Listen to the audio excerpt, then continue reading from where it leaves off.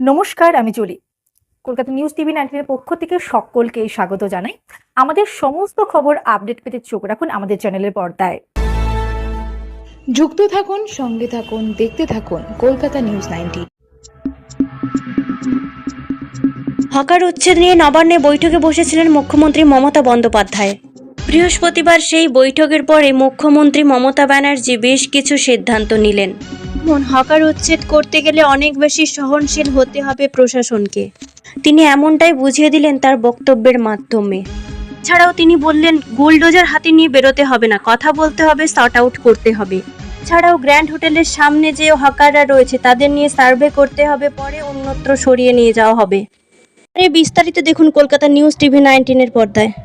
মা বোনরা হকারকে খুঁজছেন, ওনারা এসে উদাস হয়ে যাচ্ছেন, নিরাশ হয়ে যাচ্ছেন যে কোনো হকার নেই তো কিনবো। পুলিশের ওটে সার্জনেও যায়, সবাই যায়, কেস হয়ে যায়, মাসে 3টে, সপ্তাহে 3টে কেস।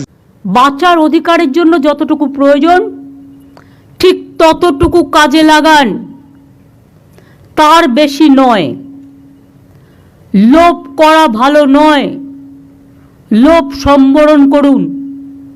এক্ষেত্রে লোকাল যারা আছে, নেতা, পুলিশ, তারা সবচেয়ে বেশি দায়ী।